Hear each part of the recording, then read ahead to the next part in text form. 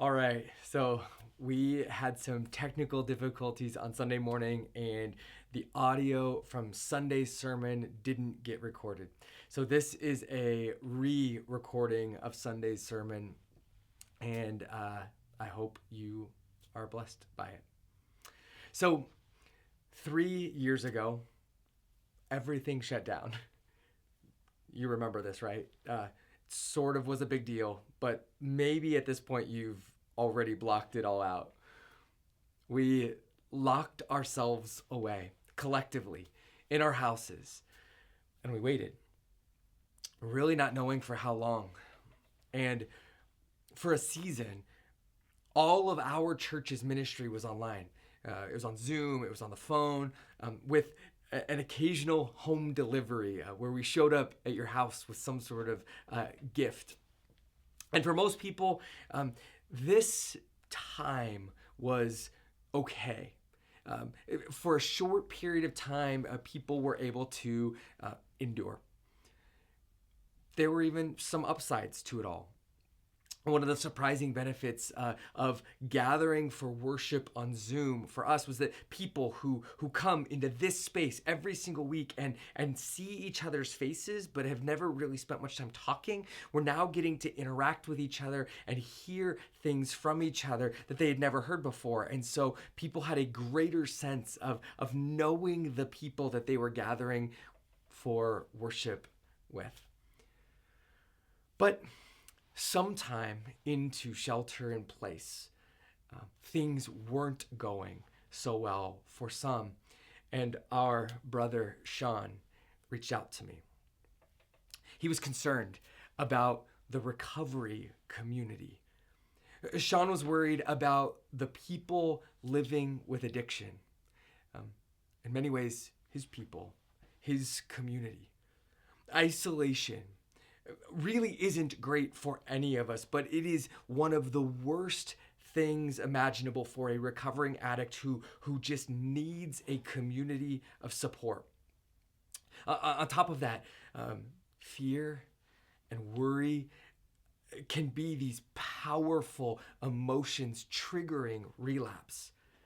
And so for the recovery community, face-to-face meetings are this like essential tool and lifeline for those who want to be free of their addictions. And Sean was noticing that Zoom meetings just were not cutting it for some of the most vulnerable people, some of the people who were still really early in their recovery.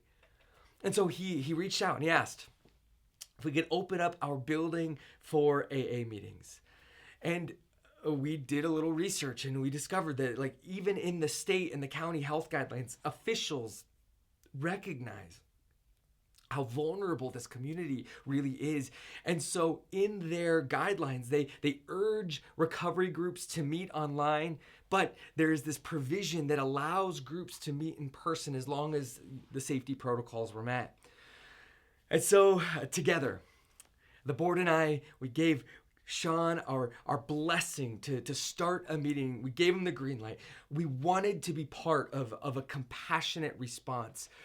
We wanted to our building to be this place of refuge for those whose loneliness during the pandemic could result in actual death. Sean's joy and his excitement when we said go for it was exciting, right? And I started talking with Sean about a strategic plan. I wanted him to pick 2 or 3 times a week that he thought would be the most beneficial for his community. I wanted him to start small. I didn't want him to burn himself out. And I wanted him to then expand to more times and more days as it was possible. But without missing a beat, Sean told me directly that he was going to hold a meeting every morning and another one every night, every single day of the week. and I tried to like push back on him. I wanted Sean to host meetings 2 or 3 times a week, not 2 or 3 times a day. Sean understood the needs of his community better than I did. And more than that, God seemed to be preparing Sean for this moment in a way that I couldn't yet appreciate. For Sean, 1 or 2 meetings a week, it just wouldn't cut it. Every day, there is someone who is right on the edge, someone who needs a community of support right now to help pull them back. And Sean wanted a consistent and reliable place where people could be confident that if they showed up, they'd find help. More was needed. And it turned out more was available. Sean's story reminds me of Elisha's words to the widow that we just read about earlier. Right? This widow who is on the verge of losing her sons because of an unpayable debt. Elisha says this to the widow. He tells her, borrow vessels from all of your neighbors, empty vessels, and not too few. Then pour into all these vessels, and when one is full, set it aside. I don't know how often any of us think about this building as a vessel belonging to each of us. But that's exactly what it is. It is a resource that we hold in common. Now, it belongs to God ultimately, right? But God has entrusted it into our care for its good use. And so we are its managers. We are its caretakers. And since, practically speaking, it would be total chaos if every single one of us were involved in every single decision made about the building. And so as a community, we've wisely entrusted the decision making to our church board, the people we've elected to lead us. But in a very real way, a very practical way, when we give a room in this building away, like we are, each of us, the widow's neighbor, contributing our vessel to meet some need. Right? Your vessel might get used on Tuesday mornings, and my vessel maybe on Thursday nights, and then someone else's vessel is Saturday morning, and so on. And then there's Sean and his vessel. The vessel Sean offered was his physical body, his time, his presence, which he then made available every morning, every night, every day for multiple years. And I want to say that there was a long stretch where Sean did not miss a single meeting time unless he was in the hospital. I don't know if you know this, but if you come here early in the morning or sometime in the evening, you will find a group gathered for support almost every single day. Now, some days it will just be Sean sitting alone, but he's here just in case someone shows up. He is there. He is offering his vessel so that people can trust that when the moment of temptation comes, when the need is strongest, they will know that there is a safe place for them to turn. Telling the story of Sean's recovery ministry is a simple way of drawing a through line from the Bible to now, from Elisha in our passage this morning to God's work through us in our own day. This morning, we are introduced to Elisha. Elisha, who's sometimes called a prophet, sometimes called the man of God.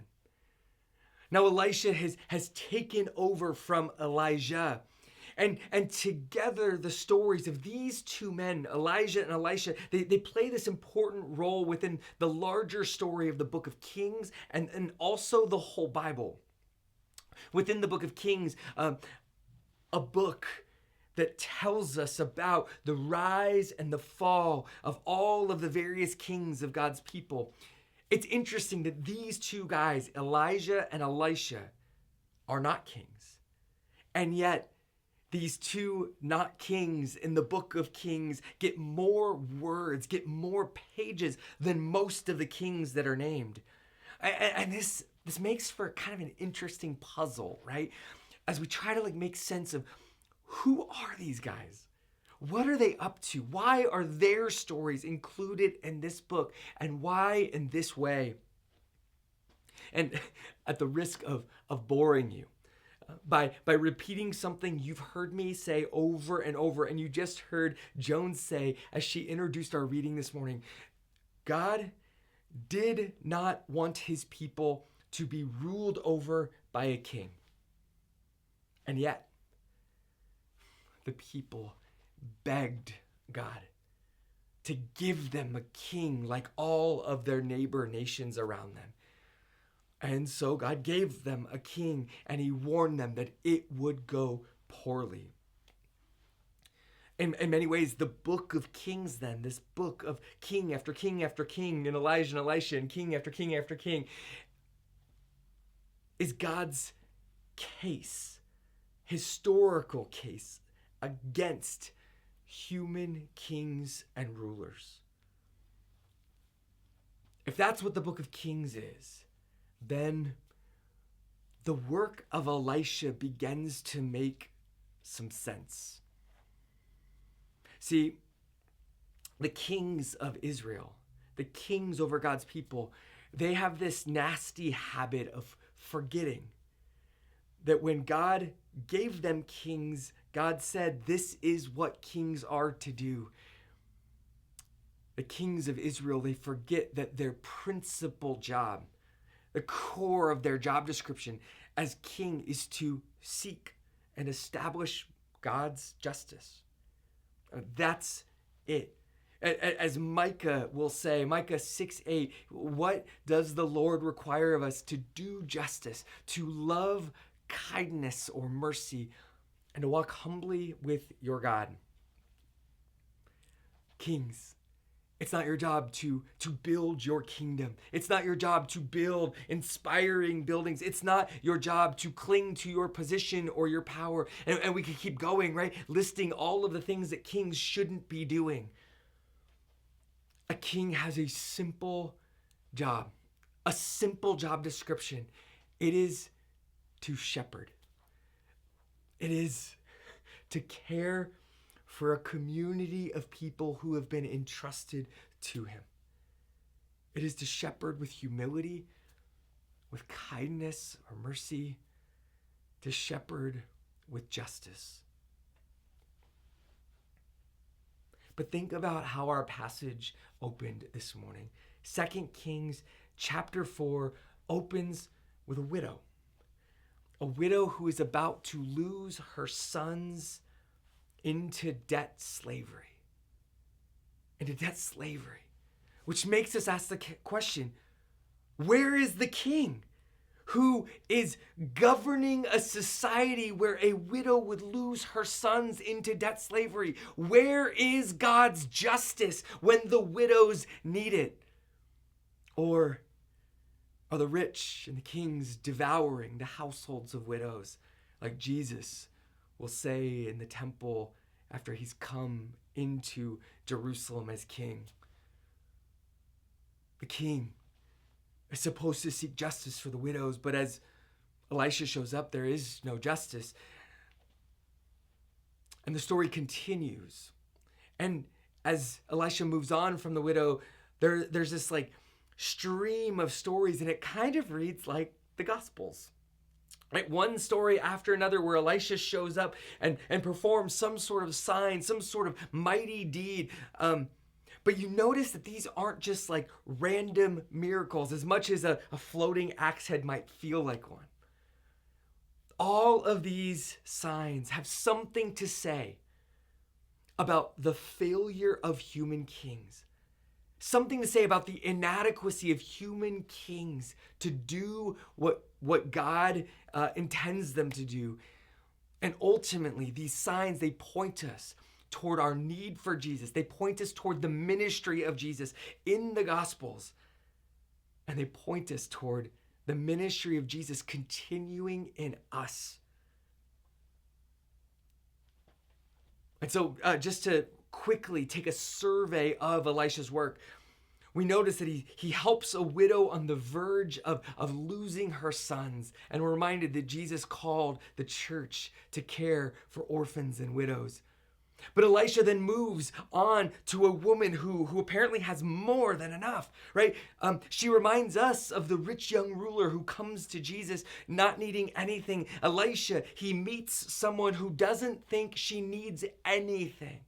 She actually is just like the kings that she follows. They are proud and self-reliant, and they have taught their people to be proud and self-reliant as well. But Elisha, he comes along and he encounters this woman and he teaches this woman to trust in a power greater than herself, to trust in Israel's God. And she encounters through Elisha a God who has the power to raise the dead. This is the God we encounter when we come to Jesus. And then Elisha rescues a group of God's servants from death. From near death, I should say, right? God's people are supposed to use God's wisdom to tend and cultivate the earth like a good and life-giving garden.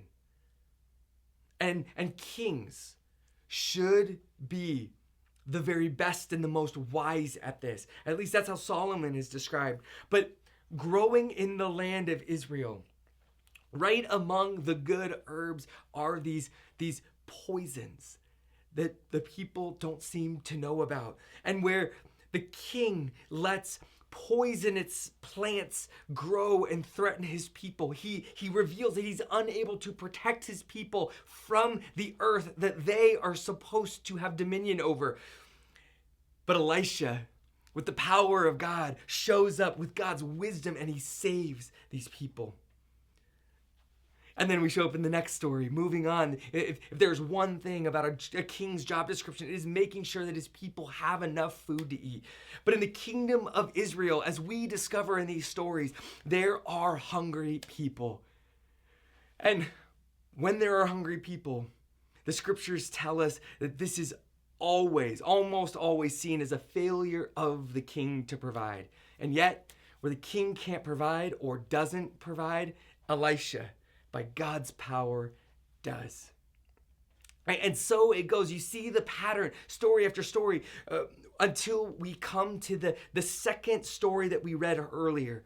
And this is a pretty strange one that we could give so much more time to, but one that brings us sort of right into the contrast between Israel's various kings and Elisha.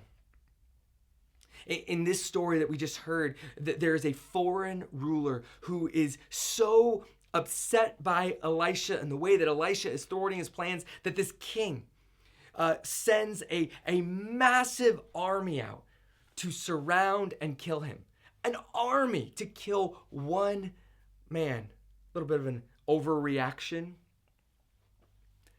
But Elisha, by God's power, leads this enemy army to a place where they're trapped, where they could be slaughtered and killed.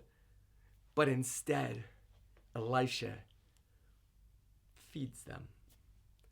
Elisha blesses them with water, and Elisha sends them on their way in peace. Elisha does this in opposition to the king of Israel, who sees this enemy.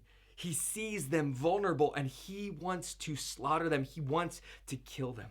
And in this way, we actually discover that the foreign king, the non-Israeli king, the king who serves other gods, and the king who supposedly serves Yahweh are basically just the same person.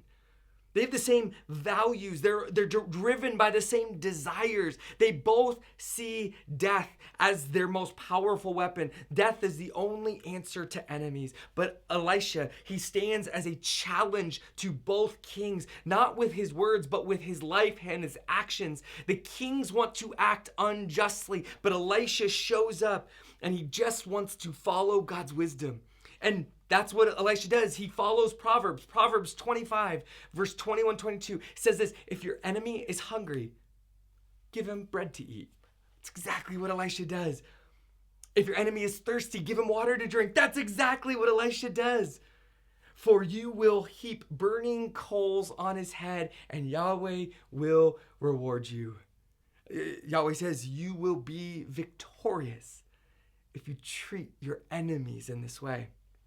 And Elisha follows God's wisdom. Within these kingdoms of injustice ruled by unjust kings, God raises up a prophet who humbly does justice with mercy. The more time you spend in the story of Elisha, the more time you spend noticing how Elisha's ministry works within a kingdom of injustice, you'll immediately start to recognize the pattern as it unfolds in Jesus's ministry. In his commentary on the book of Kings, John Ollie summarizes Elisha like this. He says, the ministry of Elisha, even more so than Elijah's, foreshadows the compassionate ministry of Jesus. Here is evident the character of God, who defends the cause of the fatherless and the widow, and loves the foreigner residing among you, giving them food and clothing. The Gospels tell us that with all of Jesus' compassion toward people, he didn't make out as nicely as Elisha. Things didn't go as well for Jesus as they do Elisha. Elisha, he gives a feast for his enemies, and they leave him in peace.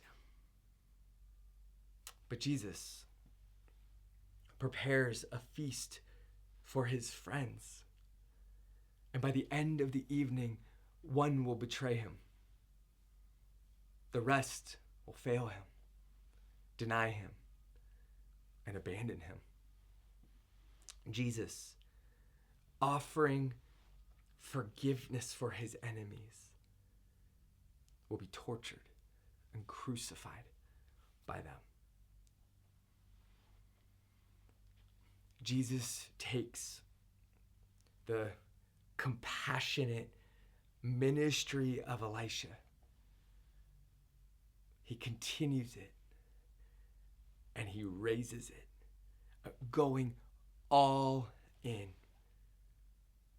betting even his life. The compassionate ministry of Jesus. Isn't this why we're here? Isn't this what transformed our very lives? Right? I mean, we are here because Jesus showed us kindness when we were still his enemies. Because Jesus, he healed us when we were broken. We're here because Jesus fed us when we were hungry.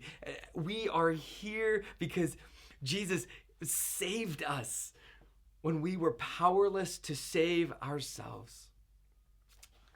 And so just for a moment, would you just close your eyes with me for a second? Would you bring to mind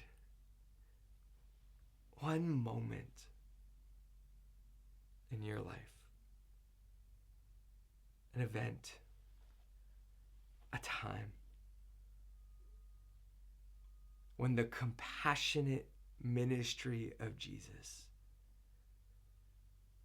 led you to your place of need?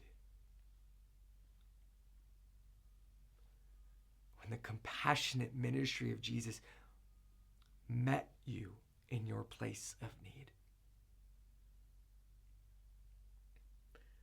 Can you see a moment where Jesus' compassion confronted you, opened your eyes, filled your belly, healed your wounds, mended your heart, made you whole?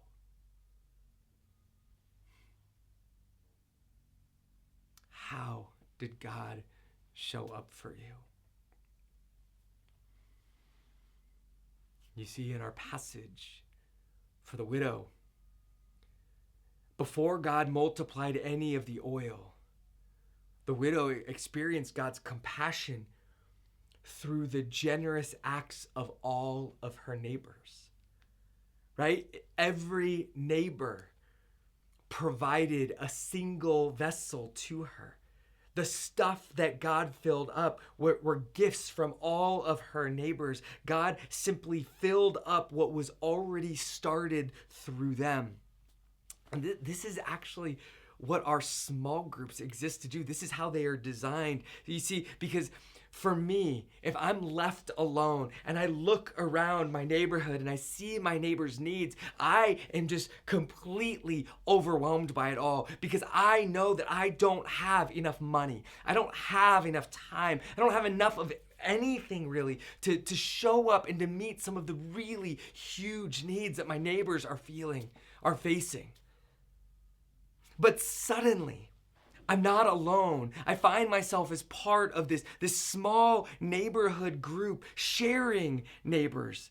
And I look around and I see that it's not just me and my resources, but no, it's me and this group that I'm a part of. We have shared vessels that are available for our neighbors who are in need. And so saved and healed and rescued and made whole or found, I now discover myself part of this community of people who have also experienced God's compassion, and together we join our vessels, we share our vessels, and are excited and are driven to share God's compassion, the very compassion that changed us, with others.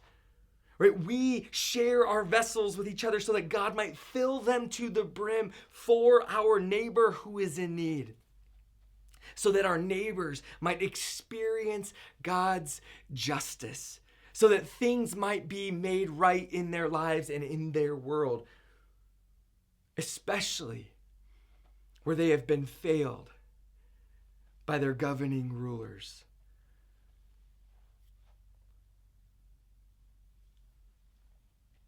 Our neighbors might experience God's justice through us. Our hope is that our neighbors might experience God's kindness and mercy through us, where often the world is just harsh and unforgiving. And lastly, we join our vessels so that God might fill them and we might offer them humbly to our neighbors, knowing that everything we have comes from God.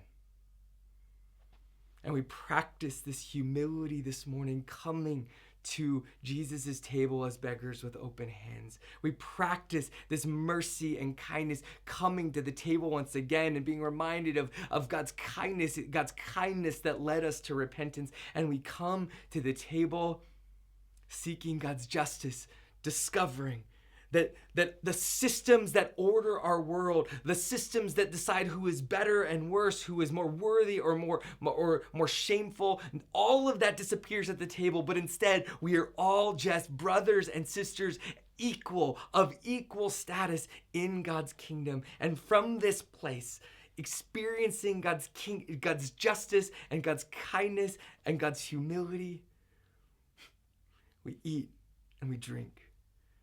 And then we leave, sent into our neighborhoods to share with those who need the compassion of Jesus. Grace, and peace, friends. Amen.